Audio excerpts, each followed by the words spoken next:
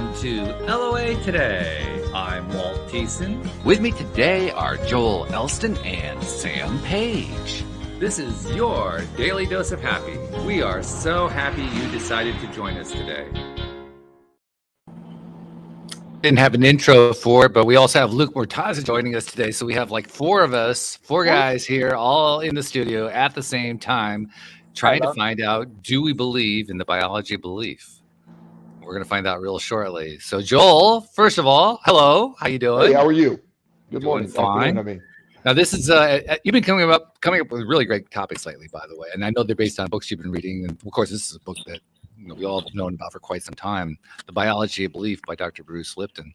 But you're kind of our expert on that one, so I'm going to give the mic over to you and let you do kind of the lead off on that. Give us a whirlwind tour of what this book is all about.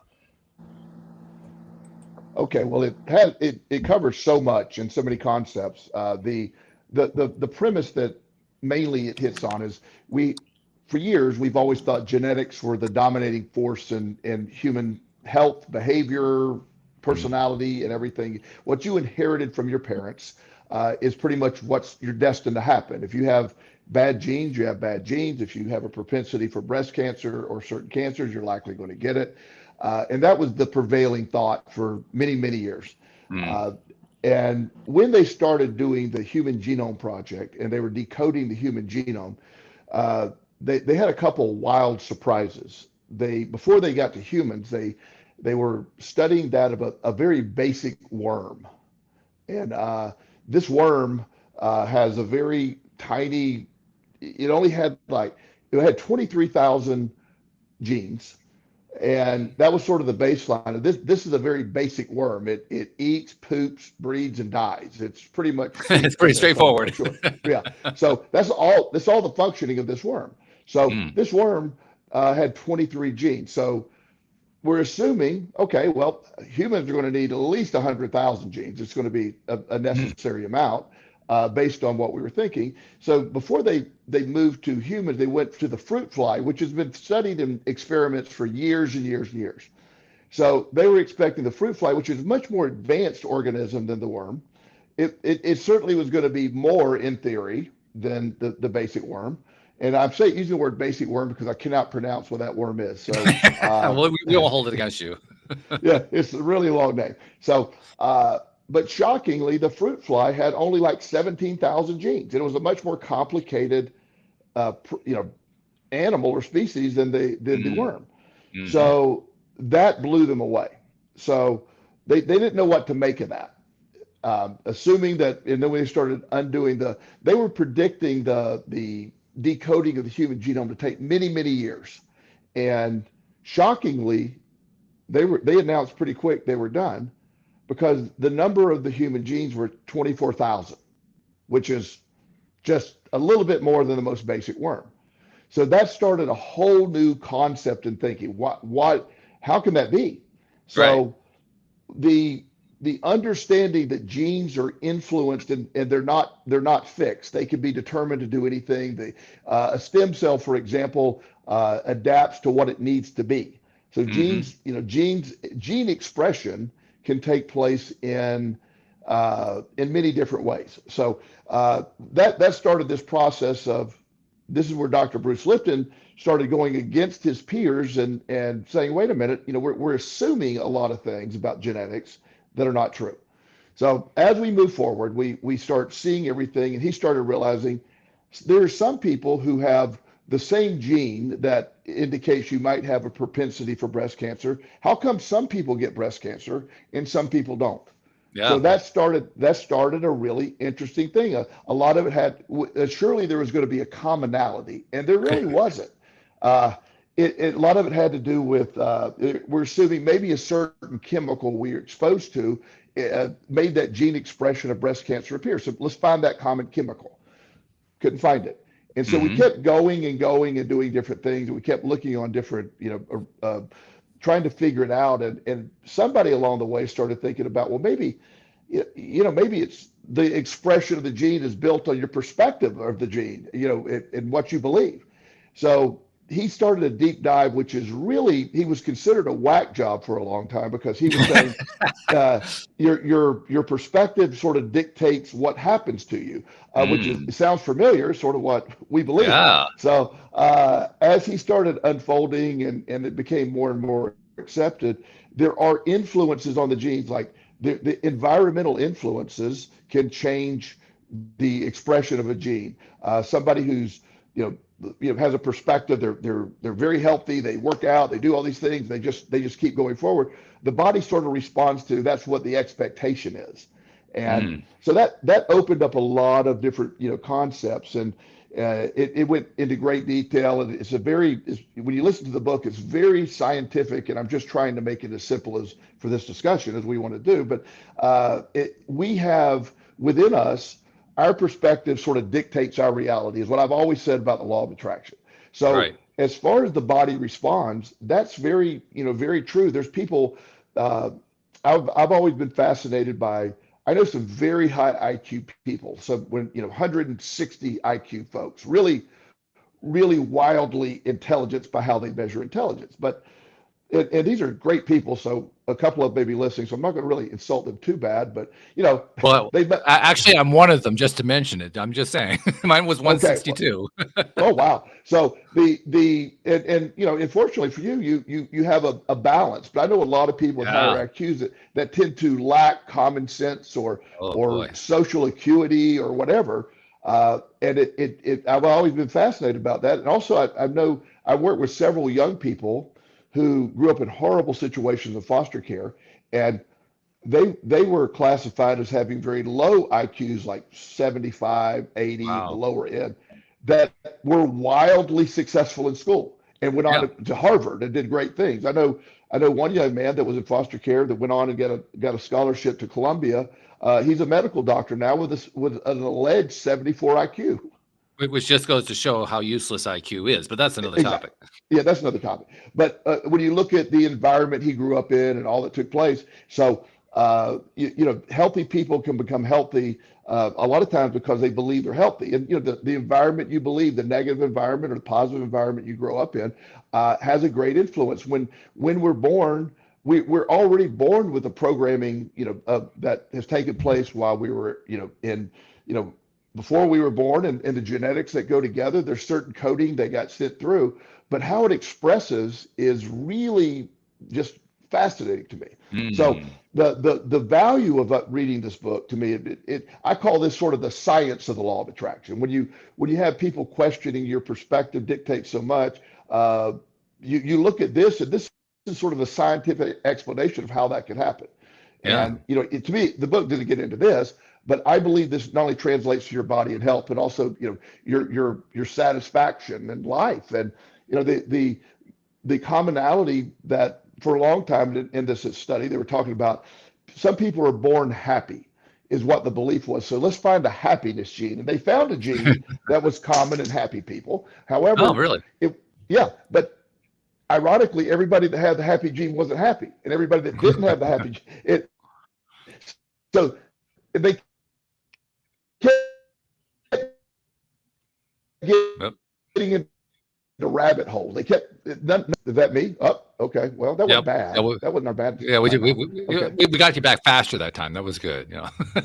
Yeah. So the epigenetics is a term that the DNA we have is changeable based on environment, perspective, thought. And that's where it gets fascinating for me. So epigenetics is the ability to determine how your genes express, not necessarily what you were born with. Some, not mentioning anybody in particular, but a lot of people lose their hair. So hair loss is genetic. I haven't heard anybody clicking off that genetic code yet, but I'll let you know when that comes out. But that's a possibility. Well, actually, I can show you once again. Now, you were talking a moment ago how there are exceptions on these things, and I'm an exception in my own family. Literally, my entire family is bald except me. Wow. Yeah. See, that's an example. Yes.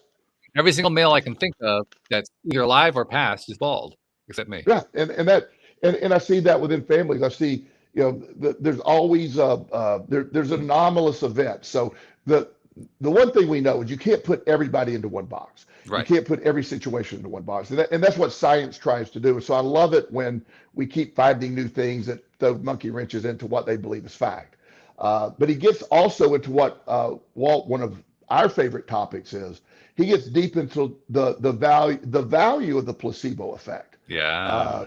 And he goes into a deep dive on that toward the end of the book. So the biology of belief just brings to us I recommend everybody read it. Like any book we're going to be talking about, I think it's worth reading. But instead of getting lost in the weeds, I just want to, we're using it as a template to sort of understand what he's talking about and how it may apply to the law of attraction.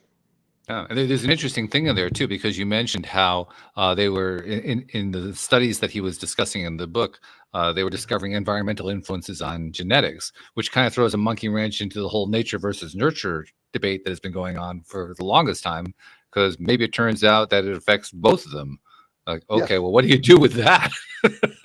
Well, and that's the beauty of it. It's a combination. It's one of those things that you have no idea because there's the rules are almost meant to be broken. It's like one does this, and I work with two twin boys. I've talked about them on the show before. They were 16 at the time, 17 at the time, and their father was a severe alcoholic. I mean, just ended up in jail, tried to kill their mom. A really bad story. So at 16, one of the boys was already an alcoholic. He was drinking heavily and had to be taken into treatment. The other one was absolutely would not touch alcohol for any reason. These are identical twins. Identical. Right. That's the kind of thing that people, scientists like to study them because they're identical. Yeah. And here they are getting different results completely. Yeah. So I met with them each individually before the one went off the treatment. And I asked the one with alcoholism, I said, what is, why do you think you drink? And they go, my dad did. Of course I'm going to drink. And I asked the one that didn't drink, I said, how come you don't drink? And he goes, because my dad did. The same answer. Right. So you see where I'm going with that. It's like, again, they both, assuming there's an addiction gene. I mean, I don't want to get into that big debate because I could do 2 hours on that. But let's assume there's something that gives you a propensity to addiction. So, but it doesn't go with everyone. My father, my biological father, was a really hardcore compulsive gambler. My biological grandfather was a severe alcoholic. It both created terror and chaos in my life as a child. I was really guarded against the alcohol. I was like, absolutely, there's just that was devastating.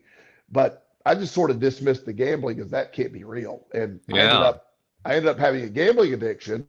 Right. And never really developing an alcohol addiction. So it's just, again, expression and perspective, and the anxiety brain that we tend to have around anxious parents this is programming that no matter how hard we try, that it is with us on some degree forever. And that's a really interesting thing. It doesn't mean we can't overcome it, doesn't mean we can't process it. But one of the things he mentions, which I love because it's sort of a Abraham Hicks statement, is sort of what I'd use in my practice. And this will be controversial to therapists, traditional therapists a lot of times, but he's pretty much like, you're spending too much time on the history of what happened. You're stuck on all that.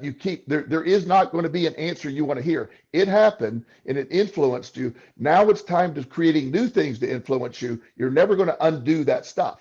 And that was a really strong statement that he made that I actually sort of subscribe to on some level. Doesn't mean I don't believe you shouldn't address things, but I think at some point you do have to put a period behind them and move on. And he touches on that. Well, one of our listeners in the live stream has posed a question, and it's actually flashing back to a topic we talked about, I think it was 1 or 2 weeks ago, here on the Tuesday show. But she says neurogenesis through psychedelic therapy is a component that may have a place in the history of the human race and could have played a huge role in biogenetics. Would you agree or disagree with that? And she was addressing it to all four of us. What do you think, Walt? You mean in one minute or less? Is that what you're saying? Yeah, as many minutes as you need. Oh, okay. Well, clearly the answer's got to be yes. Just because anytime that you're talking about psychedelics, and we were talking about that a couple weeks ago when we were talking about the psilocybin. You're talking about something that has a demonstrably recorded role in human brain development. It's not clear necessarily exactly how that played out. Scientists are going to debate that for quite some time, but the evidence is clear that it has happened. So, of course, it's got to be a component in the history of the human race. And it kind of makes sense that it plays a role in biogenetics. The question in my mind is, and this kind of leads into something I was going to ask you about, Lipton brings in the topic of epigenetics, which there are a lot of different ways you could define that word. I would kind of define it as being beyond genetics. Yes. I'm kind of curious to know how you would answer that part of the question. In other words, this whole idea of neurogenesis through psychedelic therapy touching biogenetics. How is it touching epigenetics? To me, that's the more interesting question, because to me, that's the bridge. Yes, and that becomes as I mentioned, if you review that episode, I talked about my personal experience with psilocybin, Right. In a therapeutic setting, and I could, and it's really hard to use words for that thought process, so I'll try my best. But it is absolutely, without a doubt, the epigenetic. In my mind, you got genetics, you got the epigenetics, beyond the genetics. I like that. The concept of your mind is so open during the process that, in my mind, your brain is very, very, workable. Like, we use the word neuroplasticity a lot, but the same kind of basic concept. So when you're in that state of psychedelics, I think it literally allows gene expression to be affected, because you're at least, with that's proven with cancer patients. Now, they didn't use that word, but like with cancer patients that are dying and are horribly just fearful of everything. One dose of psilocybin therapy said their fear of death goes away. So you literally intervene on one of the most basic fears that's really built into us. You intervene on that, and most of them report, because once they're exposed to it, they don't believe that this physical body is the end of everything. So they're welcoming that next chapter. So. Right. Anyway, we could do that whole show, but I completely agree. And my answer to her question, as asked, is yes. Yes. Just a solid yes. Yes. Yes, completely. Yes, yes, it is affecting it. Yes, it plays a huge role. Yes, it's part of the written history. Yes, yes, yes, yes. Yes. Let's go to Joe these Rogan guys. Go ahead. Joe Rogan does it. Go ahead. Go ahead. No, go ahead. We just got to stop talking over each other. That's all. I mean, if we stop talking over each other, it'll all work. Yeah, there you go. Joe Rogan has one of his podcasts is about the 8 theory and psychedelics and how that could have changed that. So again, I don't want to get too deep in that. It gets way down a rabbit hole, but it's along what she's asking. Yeah. Okay. So let's go to Sam and Luke, because you guys have been kind of sitting quietly and listening and absorbing. And I'm going to go to Sam first. What's your take, Sam? What are you gathering from this and saying, "Oh, I like that"? So are you referring to the question that our listener asked, or just in general? You can address the question that the listener asked. It can be just simply about the book itself. Whatever's grabbing your attention the most, really. Well, as far as her question, I don't have as much knowledge, but I am inclined to agree that with everything you guys have said, from what I understand. But yeah, the biology of belief is very interesting, and it definitely is oriented with law of attraction in its way, because beliefs creating your reality, and also it just kind of influences your frequency. And I think, like, I keep on seeing a message pop up every once in a while that what the universe responds to is your frequency, like where you're actually vibrating rather than what you're consciously thinking. So I feel like that might also kind of align with that. So I find that interesting, and I think that's worth looking into. I haven't read the book, but I just might. It's worth reading. It's in depth. You have to be ready for it. It's scientific, but it's also written somewhat with the idea of this is the general public reading it rather than a fellow biologist. So you have at least some chance of understanding it, which is good. that is when I read things. And Luke, what's your take so far? What are you latching onto at this point? Everything. So the DNA, the biology of science of biology, that concept already resonates with me because I already use my own like meditations to heal myself. Just imaginary fairies that literally, again, to the regular people, I just call it a delusion. I prefer delusion over you beat them to the punch, is what you're saying. That's my medicine. So I've experienced it. I've healed myself. I've healed myself from an allergy, from a cat that felt to go out of me. So I know there is something in there that I am able to heal within myself, and I have control. It's just connecting with my tiny little cells and just kind of like knowing they're on my side and using them as my teammates and just connecting with them, and then somehow like that turns into a fairy, and the fairy just goes and heals again. I'm a unicorn that just thinks differently, and it's really easy for me to visualize that. And I love that you call them your teammates. That's cool. Yeah, like they're on my side, and I just have to like give them like a little pep talk, like sorry, I've been kind of lazy, like it's my own fault that I'm feeling this way, but I need you guys' help right now to get me healed up real quick, because like and I'm intentionally healing, putting all of my focus on whatever the pain is, and just me believing that it works allows it to work, and it tends to work. And anytime it doesn't work is anytime I realize it's anytime I have a doubt about anything. But again, it's just trusting in the magic, and the magic is real for me.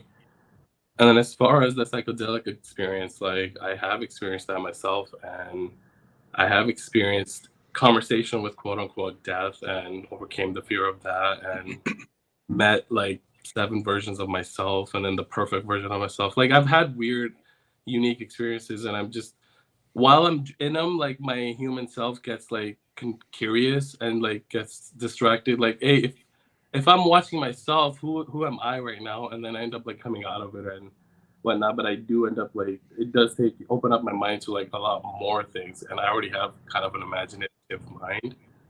And it was not too long ago I experienced that, but it was very interesting. Like it really took me on this journey that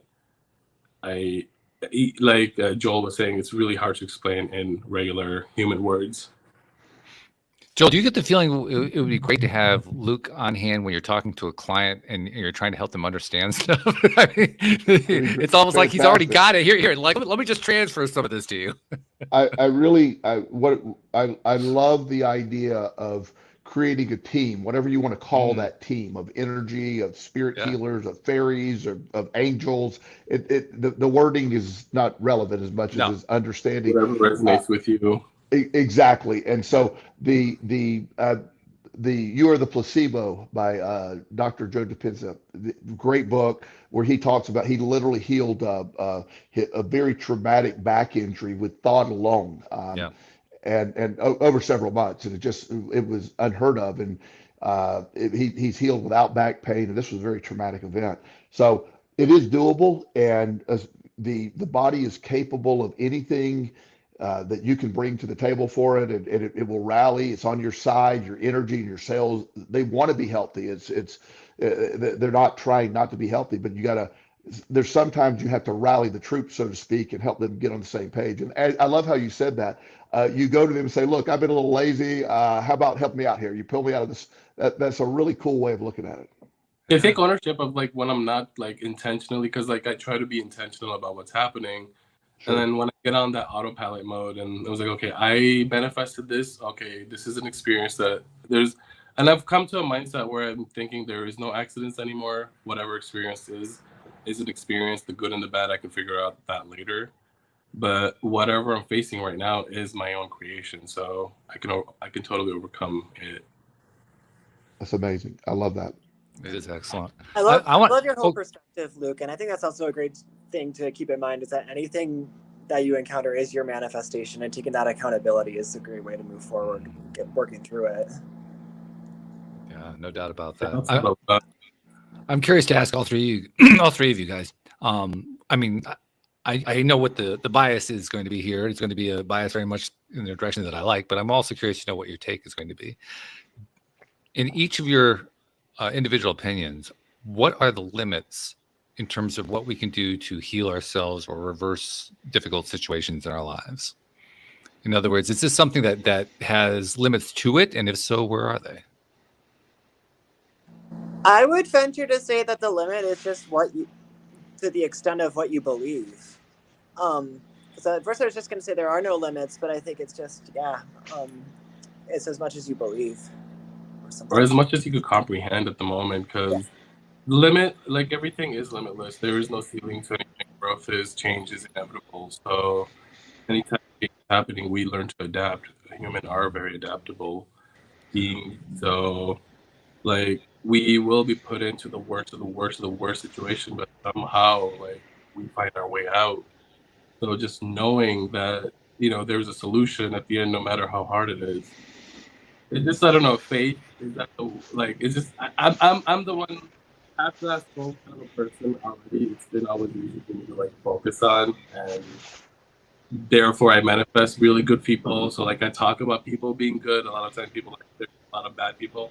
I was like good and bad in every single culture, race, everything. But I tend to only interact with them once because I tend to think there's more good. The more good comes my way. Okay. How about you, Joel? What do you think?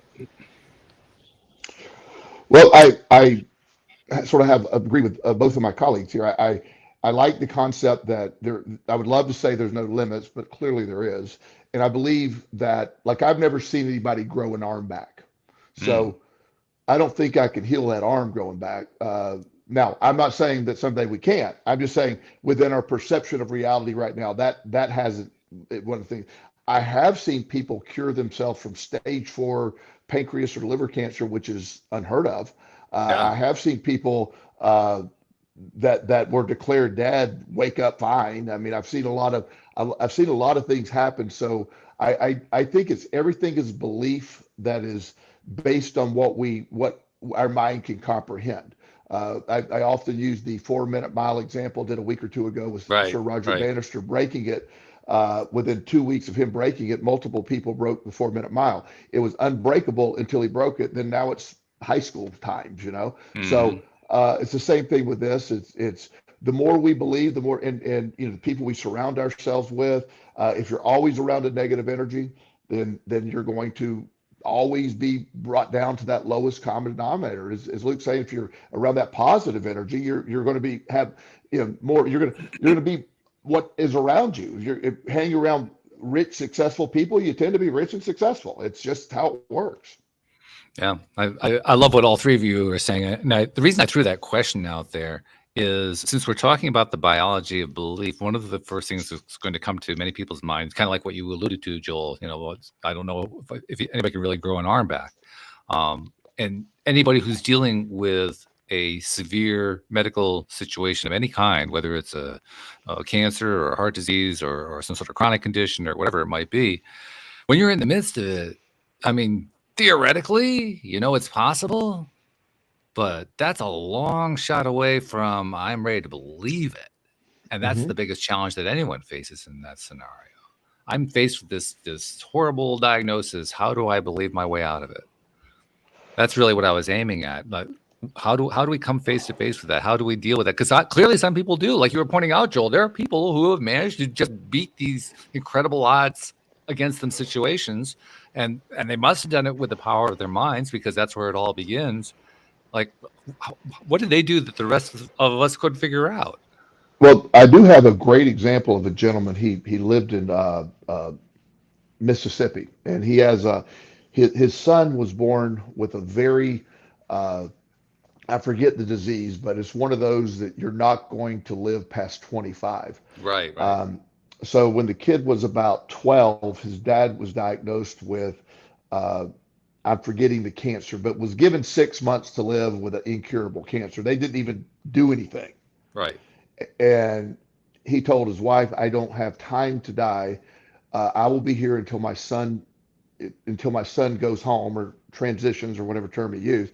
And he just ignored everything, went to work every day, ate well, kept going, ignored it, just lived, just didn't give it an option to die, and just kept going.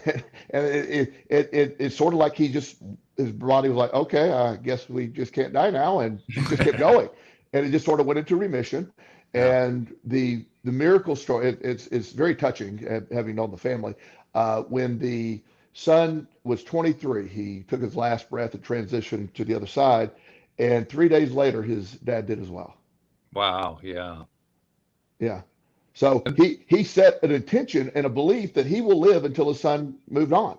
Yeah. And he did. So I think, sort of like the law of attraction, if you believe it enough, it's, if you're, it's that same concept that I think if you can believe, but it's really hard to believe. And I'm not being critical of anyone is fighting that battle, because I imagine it works the other way too. Like, okay, I can do this, but I got a year of this unbelievable pain and maybe there's a moment you go, I'm just ready to transition. I just don't want to do that. So that might be does that make sense? I mean, it might be what you decide. Well, the whole thing makes sense. I mean, and there are so many examples of similar situations where people have passed with it. One comes to my mind. It's two very famous people, two actresses, Debbie Reynolds and Carrie Fisher. Carrie Fisher was Debbie Reynolds' daughter. She was also best known for being Princess Leia in the Star Wars series. And Carrie Fisher died a week or a day or something like that, a few days apart from Debbie Reynolds. Yeah. And they had such a tight bond, the two of them. I mean, they were as close as you could possibly be, mother and daughter. And then they passed within days of each other. Yeah. Yeah. And so I think it's exactly what we're saying. It's belief, but also, again, my belief system says that we're energy, and when this is sort of an amusement park. We've come here to do what we do.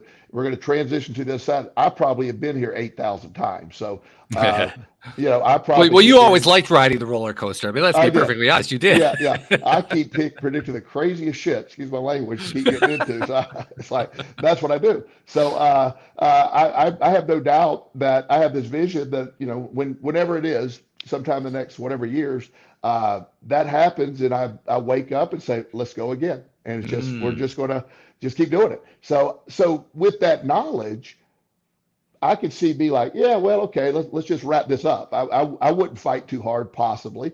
I have shockingly, this is something not many people know. I have a do not resuscitate. I not be revived. If I go, I go. Okay. Yeah, not because I'm in perfect health, by the way. I'll probably live to be 100 easily. But it's not a negative thing, but we're just going to go. We're ready to roll if we need to.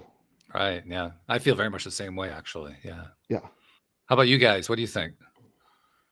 Same here. I'm looking forward to getting older because, I'm 38 right now, so I'm going to be 39 this year. Next year, I'm going to be 40. And I'm already, excited about the 40s because it took me this long to get to this point. Because I've lived all my life, I would say in cowardice, just trying to please people and always just saying yes and putting myself in situations that I wasn't the most happiest in. But now being this version of me, I am only looking forward to what life brings me, because I feel like I'm a little bit or maybe a lot more control of my life than I was until within the last few years. So yeah, I feel like I definitely feel like I'm going to be one of those older people that's just going to be happy and just live forever. And with that attitude, you are going to be. That's just the way that works. Yeah. How about you, Sam? I believe I'm kind of in a similar position and have a similar perspective on this to Luke in a lot of ways. But definitely up until my mid-30s, I had a lot of mental health and things I was working through. But now I'm in my I'd say mid-30s and have come a long way with my perspective and my mindset and a lot. And I feel like I'm relatively healthy in all aspects: mental health, mental, physical, spiritual, etc. And I feel like I'm in a good place to go forth into my 40s and beyond, because now I have just a much better mindset and set of beliefs working for myself. I think those are only going to develop further in a way that will serve me better as I move forward. And I feel like it can only get better from here. And I'm at a point now where I'm not fearful about aging, whereas I think a lot of people around my age, my brother just turned 40 earlier this month, and he seems okay about it now. But the first half of this year, he was very apprehensive about that. And I think that's more than more common mindset in general society, the matrix, if you will. But I'm kind of just looking forward to seeing how the rest of this human experience for me unfolds in all aspects, including the aging process. And I'm more curious than anything, and kind of looking forward to it. It's very cool. Hey, Joel, with the clients you work with, and you're looking at Sam and Luke, listening to what they're saying, you can give us a nice read on this. I'm hearing Sam and Luke, and I'm saying, whoa, this is great. I'm loving this. I wonder how representative they are of their age group. But you probably have a better handle on that. I mean, are you seeing trends in this direction? I mean, I'm kind of hoping you're saying yes. Well, people that are doing the work get here, and I love what both of you are saying. I'm 61. I am in absolute perfect health. I have no anxiety, no stress, no financial problems. I have the life that I've created. I sincerely, I wouldn't go back to being 30. My early 30s were hell. My ADD brain, depression, anxiety. I was suicidal. Again, just absolute crazy. And then I got into recovery from an addiction at 33, and then I started making progress, and I found about the law of attraction, and my brain is so much better than it was at 30. This is a really calm, my acuity, I just can't even compare the two. If you said, Joel, you could go back and be 30, I'd go, absolutely not. If I could take the brain back with me and feel like I feel now, but I feel much younger at 61, believe it or not, than I did at 30. It sounds weird. It doesn't sound weird to me at all. I'm 66, and I still feel like I'm in my late 30s, early 40s. Yeah, I feel great. Yeah, and I'm in the gym every day. I'm just passionate about life, and one of the great gifts as I've gotten older, and I mean this with genuine care for other people, but other people's opinion doesn't matter anymore. It's just these silly games that I used to worry about, or egos and all this, none of that matters. You like me or you don't like me or you don't care. None of that affects me at all.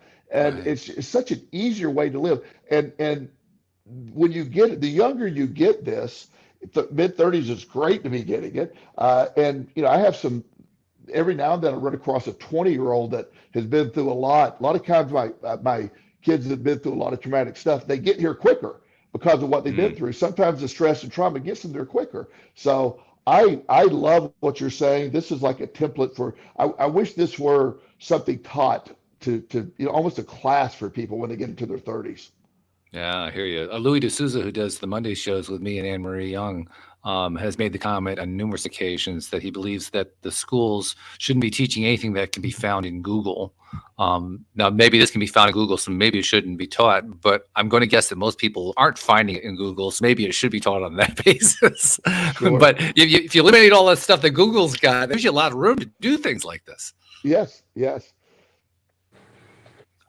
Crazy stuff. I love this. Okay, so let's get back to the book a little bit, because the book is about biology. Dr. Lipton is a cell biologist, I believe, and he's writing from that perspective. It was obviously quite revolutionary. You described it very nicely in the way you gave us the introduction earlier, Joel, about how he was resisted when he first came out with these ideas. I personally find it not only fascinating, but energizing to have somebody who has the scientific viewpoint bringing us the idea that our beliefs attach and not just attach, but affect our cells, the way our cells develop, the way they grow, what they do, what activities they engage in. My sister-in-law told me something that I've repeated many times here on the show, and I'll bring it up again because I'm just fascinated by it. She talks about how with all the ways that we can test things in the laboratory, you can take a person, you can wire them up from head to toe with all the different ways that we can measure things in the human body and basically detect from the moment that they have a thought down to the point where either healing or cell destruction happens at a disease point or at an injury or something like that. And regardless of which way you go, whether it's a happy thought or a sad thought, it's a happy thought, 90 seconds later, that part of the body is healing. And if it's a sad thought, 90 seconds later, that part of the body is self-destructing. And I think to myself, 90 seconds. 90 seconds after we think about something, the nature of that thought process is directly affecting our body every single day. Wow. It's incredible. Yeah. It is. Yeah. I find it fascinating. Again, the biology is just like you're saying. The science, there's a lot of scientists that would really not like us saying that because it sort of steps away from it's hard to measure that. So, the idea well, it that upsets the apple cart. yeah, exactly. But when you look at tangible proof, the I told a story long time ago on the show about real short. I'll give a synopsis. Superintendent uh, in a New York City office building, originally from Greece. Very Mhm. stressful job. Was diagnosed with liver cancer, incurable. Instead of treating it, his family, him and his wife, decided to move back to Greece so he could die there. Uh, Mm. and he went back to Greece, and his sole goal was to plant a garden and make it to harvest. They had a Mhm. beautiful home in Greece, a lot of family, friends, no TVs, eat just real Right. food, good Right. wine, that stuff. And Right. turns out the man lasted, he's still alive. Yeah, lasted 40 harvests. Uh, he's never died.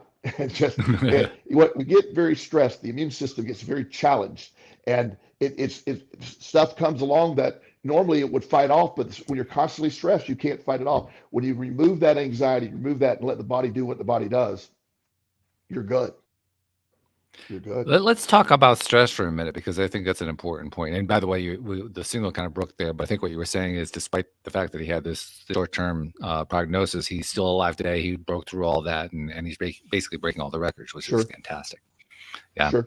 But on this topic, let's see, what was the topic again? I just blew it out of my head. I think you said stress. Oh, stress. That's right. Yes. Stress. Let's talk about stress for a second, because there are people who come here onto the show and talked about how they believe there are two different kinds of stress. One kind being what you might call a good kind of stress, and another kind being a bad kind of stress. The good kind of stress being the one that helps fuel you and helps you achieve things you would not otherwise achieve, whereas the bad kind of stress is the one that tears you down and makes you susceptible to disease and so forth.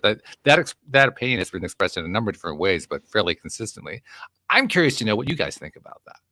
And I'll kind of reserve my opinion for the end. But Joel, what's your take on it? Is there such a thing as good stress and bad stress?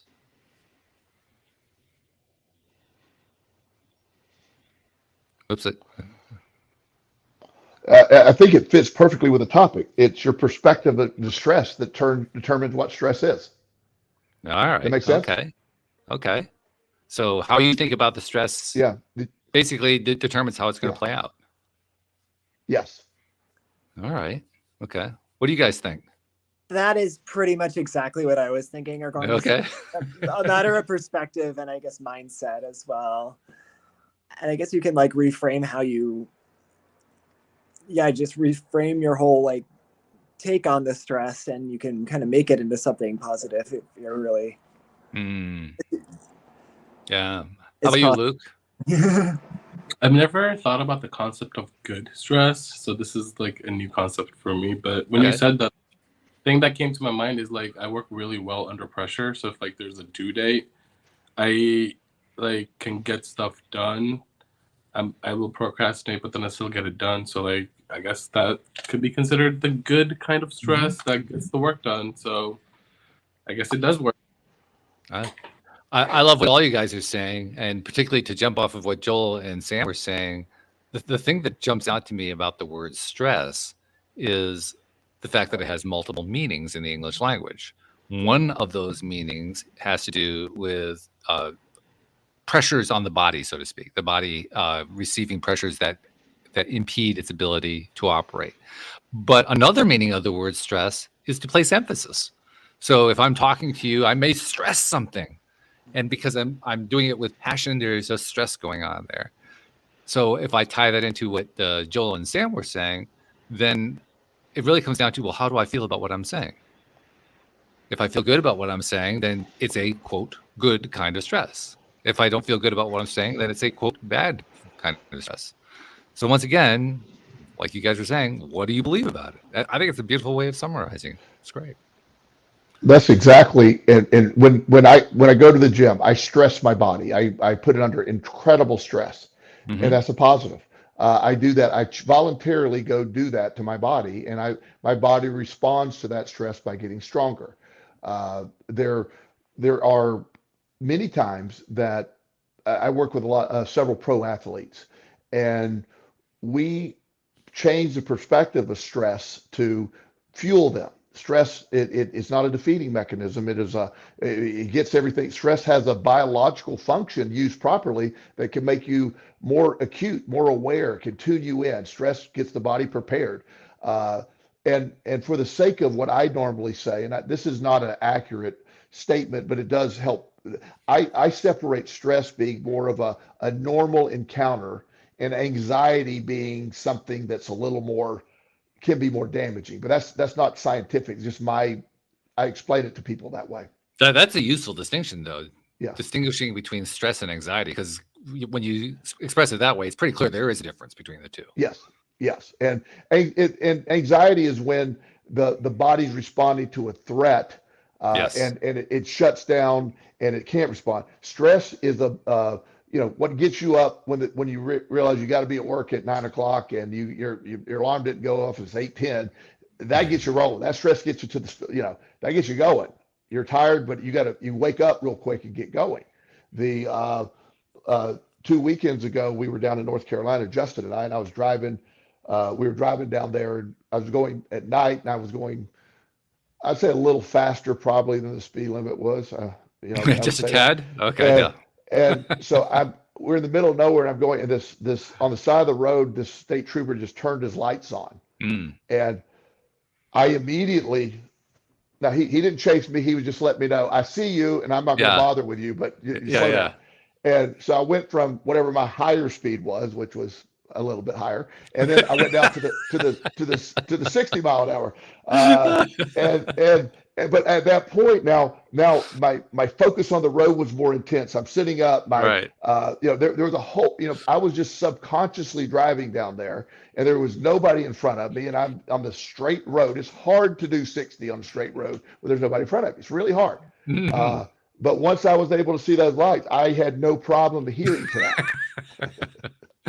Well, that also brings another thought to my mind. We talked about good stress versus bad stress, but emotions fall on a whole range of what they call the emotional guidance scale. Abraham Hicks coined that phrase, the emotional guidance scale. And it illustrates very nicely that there are negative emotions and there are positive emotions, but they are at different degrees, if you will. They're at different levels of vibration. Sure. And therefore, I think it's fairly safe to say that there are going to be different levels of stress. There are going to be vibrational impacts of stress. And depending on where the vibration of that stress is, that's going to basically describe, is it going to be beneficial or is it going to be counterproductive? Exactly. Yeah. So now here's where it gets really twisty, though, because we've talked often here on the show, and indeed, especially over the last couple of years, where we've had so many guests on who have had crash and burn stories followed by Flight of the Phoenix, and share it with the world because I have these great discoveries and all that kind of thing. Become a life coach, whatever. Those stories keep playing out over and over and over again, and clearly they all illustrate one very basic fact: we learn the most from the most traumatic events in our lives. So it raises a really important question. Is there such a thing as bad stress? You went through a trauma, you don't want to go through it again, but it helped you more than anything else. It's like everything else we talked about, Walt. It's how you view it. The incredibly chaotic, abusive childhood I had, to the addiction I had, being homeless, losing everything, going to jail, pulling myself up. All those were necessary events. I would not trade them for anything. I do not want to go through them again, but they were my journey. And I have a belief that journey was my journey to travel. And if it's, while it's happening, no way you could ever argue this is a good thing. However, in retrospect, I survived it. It made me stronger. And I own my journey. I wouldn't trade my journey for anyone, because my journey includes right now where I'm at with everything I have going on. I wouldn't be me without that. So my personal belief is, and I've lost a son. So that is never going to be a good thing in my world. I'm never going to label that.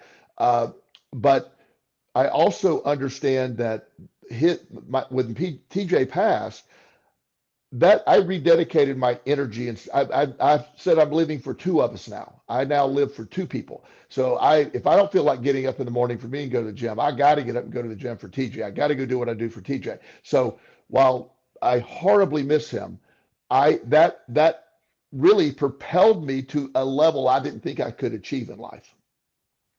That's a really good point. And actually, I'm glad you brought that up. Partly because very recently I met somebody I had a conversation with, really, really, very lovely person, but she'd been through some pretty bad traumas in her life. And one of many really bad traumas was the loss of her son to a heroin addiction. And it really deeply affected her, as it would for anybody who's lost a child. The interesting comment that she made to me was, if you've never lost a child, you can't know what it's like. And so you can't understand why it can never get better. And I wanted to ask you about that to get your take on that. First of all, grief in mourning is an individual thing. And so, and I can only speak to my experience and not hers, but I will share on my experience of what you're asking. The loss of TJ never gets better. But again, my belief system is, I mentioned earlier, when I die, I'm going to just hop up there and jump right back in. He's probably waiting there with me to jump right back into whatever we got to do next. So it's horrible to lose a child, but he would expect me to live my life. He would expect me to go to that's how I view that. So I can't make it good, and I can't say that, but I don't live a life where that is a defining moment for me. A lot of people that have lost their children, I'm not judging, but that is a defining moment for them that never gets changed. And I hope no one listening ever has to find this out for themselves. So I'm not in any way talking about anybody else's journey, but my journey, we got to go. We got to put a foot on the gas. We got to go. We got to do this. And again, because that's what TJ would expect from me. So I used it as fuel, in a sense, to live the life that TJ couldn't live. He could never get to this level because physically in this lifetime, he couldn't get there. So I'm doing that for him and me. So once again, it comes down to what you believe. Yes. And I have great empathy for this lady. And so and I'm not judging her journey. I just got to be clear to say that. Yeah. Sure. That's just my take on this. Yeah. Yeah. It's always going to be an individual take. It can't be anything but. Sure. So yeah, I've been wanting to ask you that. So thank you for the opening on that one, because that was a conversation I had a few weeks back, and it just kind of hung with me. Sure. Yeah. So let's see what we can do to wrap up this topic. Because that's also impossible because this is a huge topic. But let's just go down one more tiny rabbit hole. We can't go too deep because we will run out of time. But the rabbit hole I want to go down here, where the biology of belief is concerned, is the role that belief plays in our more mundane biology. I mean, we were talking about dread diseases, dramatic situations, and so forth. But what about day-to-day life? Day-to-day, we're not dealing with being chased by lions and tigers all day. We may think we are, but in actual fact, we're dealing with VWs on the highway, maybe. But we are nevertheless we're still dealing with this on a more mundane level. How do each of you see that playing out? What role do you believe that our beliefs play when it comes to just our day-to-day biology? I think the first thing that's come to mind for me is because they're like the more mundane day-to-day things, they don't have as much of our attention. So it kind of comes down more to like what we believe like at a less conscious level. And I think what we believe at a less conscious level is more true to what we really believe. So that's kind of where I'm at with that. But I wanted to put that out there to see what everyone else thinks of that or whatever. So the subconscious actually drives more of the equation. That's interesting. Okay. Yeah. What do you guys think? Luke, Joel? Go ahead, Luke. Wait, ask the question again. I just lost the question just has to do with what do you believe the role of belief is in terms of the more mundane kinds of biology we deal with, right? Not the extreme stuff, the traumatic stuff, the dread diseases, all that kind of stuff, but just the basic biological stuff we experience on a day-to-day basis. I don't know. I'm gonna have to let Joel go first. Okay. Well, Joel won't. Joel will have an answer. So always, usually about 5 minutes long, which I love. Yeah. So I think the question, as you ask it, the answer is everything. Belief has everything to do with everything. And backing up what Sam says, your subconscious brain operates at about 40 million bytes per second, for 1 million times more than the conscious brain. So you're right, subconscious brain, but the programming takes place in the subconscious by what you believe. So it's there. What you believe dictates everything from just your general day-to-day happiness, your perspective. I love what Luke said earlier. I believe in the good of people. I work with some people would deem really bad people. I see good in everybody. And I admit there's some bad stuff out there, but my filter is my biology of belief is the average person there's always good in there. A lot of things happen, make people go away. So, but I think your belief dictates absolutely everything that takes place in your life. I think it's from the most, just how you view the world. I wake up every day and love what I'm doing, and life responds by giving me my physical presence. Responds to what I believe my physical presence is. My image of myself is a very healthy. My brain's fantastic, and I feel good, and that's what it is every day, every single day. Yeah, I love that. When I posed the question, what I was kind of thinking about is, we throughout our days we experience little things that happen. Oh, I stubbed my toe. Oh, I woke up on the wrong side of the bed. I'm kind of in a nasty mood. I bumped my shin when I went to brush my teeth. Little things like that can happen. And the more that I have found in my own life that I'm able to select what I'm going to react to that situation with and what I'm going to believe about that situation, not only does it either reinforce or shift what my experience is going to be throughout the day, but it also reinforces or shifts how I feel about the event itself. So let's say I bump my knee on something. If I'm in a good enough place where I can just kind of dismiss it and it's no big deal and just change my belief into, it doesn't even hurt anymore, or it's nothing at all, I'm going to start paying attention to something else. It's amazing to me how fast it'll heal, or at least seem to heal. Whereas if I get all upset about it, I bump my shin and, oh my God, that hurt, and kind of like the little kid who's wow, because it hurts so much. It prolongs it, but it literally seems to make it physically worse. I for whatever reason, the physical injury seems to last longer, take longer to heal, just because of that attitude. Now, that may be just a subjective, interpretation on my part, but that's what I'm experiencing. I think that's kind of what I was hoping you guys would address, to see, do you have a similar experience? If I can touch right back on that, I do appreciate that question. And again, in the same filter, your belief does dictate the outcome when you bump your shin. I have a couple things. One of my NFL players was playing a playoff game last year and broke his pinky.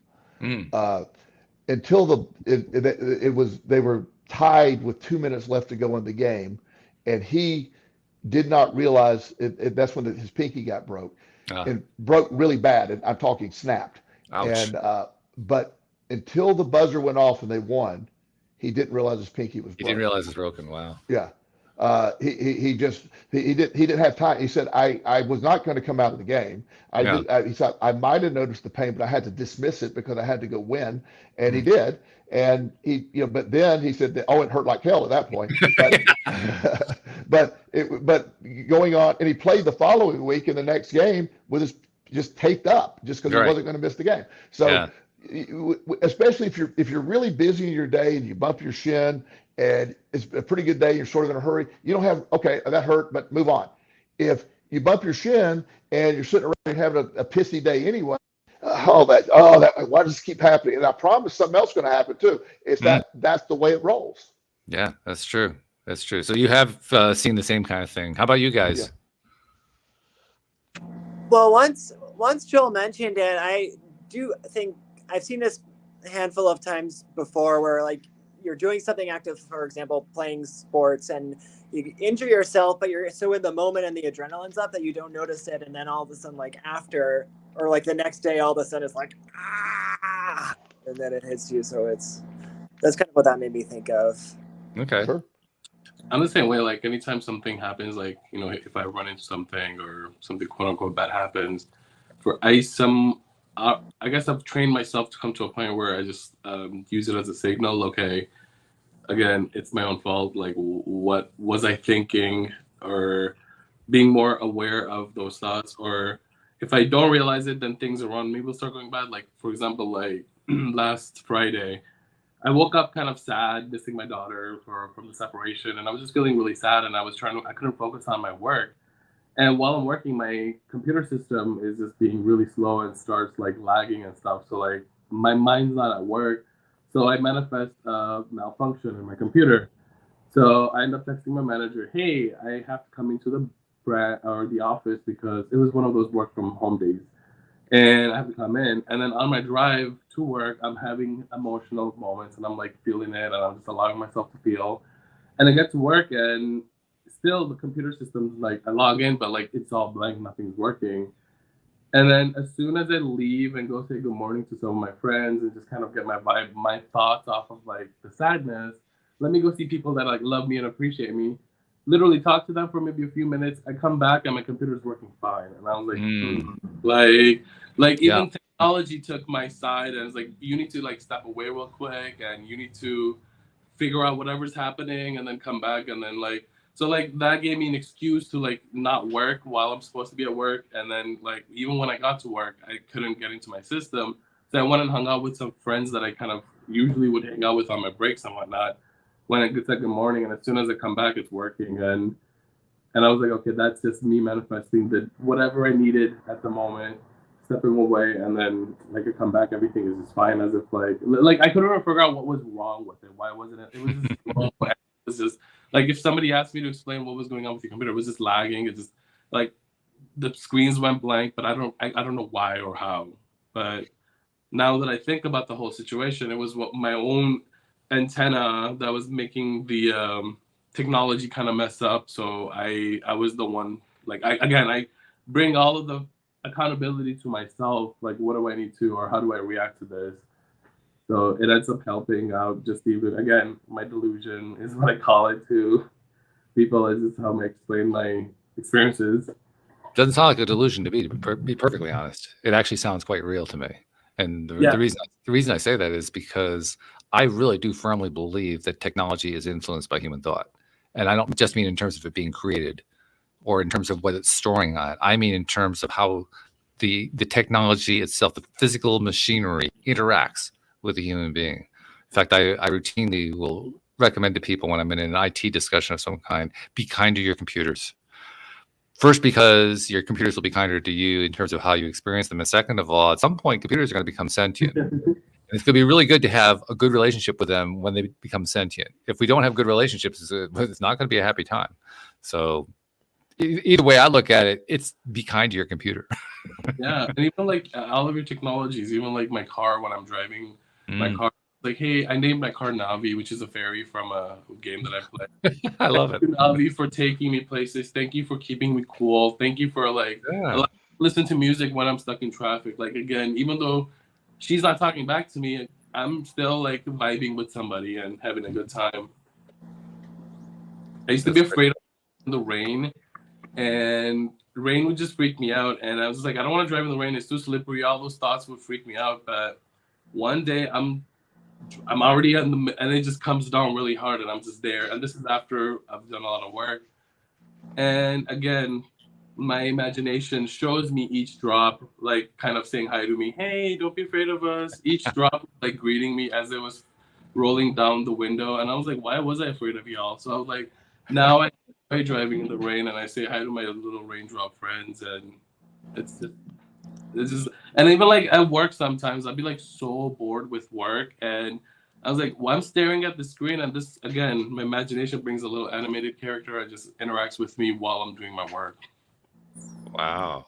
I love it. It's just, my mind's just really weird and different. Well, some of this has definitely inspired me, so like already prior to this. So Joel, tie this together for us. We got to have a way to bring this whole conversation together. Wow, I have no idea how to do that right now.